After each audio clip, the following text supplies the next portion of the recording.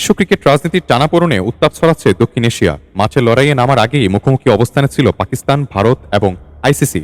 বাংলাদেশকে অন্যায়ভাবে বিশ্বকাপ থেকে বাদ দেওয়ার প্রতিবাদেই বিশ্বকাপে ভারত ম্যাচ বয়কটের ঘোষণা দেয় পাকিস্তান। আর তাতেই মাথা ঘুরে যায় আইসিসির। এক ম্যাচ পণ্ড মানেই হাজার হাজার কোটি টাকার ক্ষতি। সে কারণেই মাঠে খেলা গড়ানোর পরপরই পাকিস্তানকে বোঝাতে মরিয়া হয়ে ওঠে আইসিসি কর্তারা। আমন্ত্রণ জানানো হয় বাংলাদেশ ক্রিকেট বোর্ডের সভাপতিকেও। সেখানেই নাকি বিষয়টির সুরাহার পথে। শোনা যাচ্ছে বিশেষ শর্তে ভারতের বিপক্ষে মাঠে নামতে রাজি হচ্ছে পাকিস্তান। তবে এবার কিছুটা নরম সুরে কথা বললেও পাকিস্তান ক্রিকেট বোর্ড স্পষ্ট করে বলে দিয়েছে, শর্ত মানা না হলে অবস্থান বদলাবে না। আইসিসি সূত্রে জানা গেছে, লাহোরে অনুষ্ঠিত এক গুরুত্বপূর্ণ বৈঠকে পাকিস্তান ক্রিকেট বোর্ড 3টি বড় দাবি তুলে ধরেছে। এই দাবিগুলো পূরণ হলেই ভারতের বিরুদ্ধে নির্ধারিত ম্যাচ বয়কটের প্রত্যাহারের বিষয় ভাববে পিসিবি।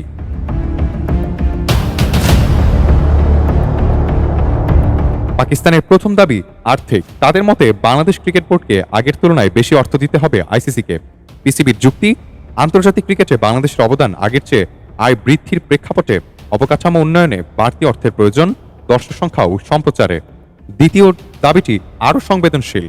টি-20 বিশ্বকাপ 2026 থেকে বাংলাদেশের নাম প্রত্যাহার করলেও তাদের জন্য একটি নির্দিষ্ট অংশগ্রহণ ফি দেওয়ার দাবি জানিয়েছে পিসিবি। প্রস্তুতির পেছনে যে বিপুল অর্থ ব্যয় হয় তা বিবেচনায় নিয়ে ছোট ও মাঝারি বোর্ডগুলোর আর্থিক নিরাপত্তা নিশ্চিত করা জরুরি বলে মনে করেন তারা।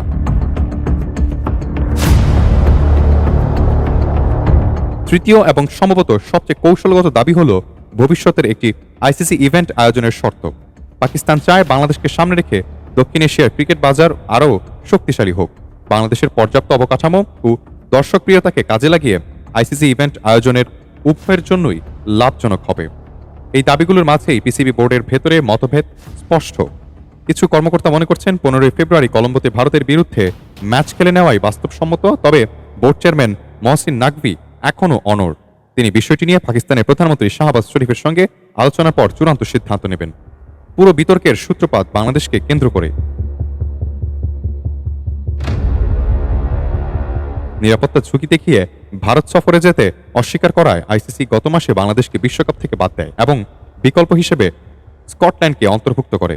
এই সিদ্ধান্তের পরই পাকিস্তান প্রকাশ্যে বাংলাদেশের পাশে দাঁড়ায়। পিসিবি নেতৃত্ব বিসিবি প্রধান আমিনুল ইসলাম বুলবুলের সঙ্গে একাধিকবার আলোচনা করেছেন। আইসিসি জানতে চেয়েছে সরকারকে দায়ী করে ম্যাচ না খেলার সিদ্ধান্ত কতটা যুক্তিসঙ্গত। মাঠের লড়াইয়ের পাশাপাশি এই প্রশাসনিক লড়াইয়ের শেষ কোথায় তা জানতে ক্রিকেট বিশ্ব এখন তাকিয়ে আছে ইসলামাবাদের দিকে।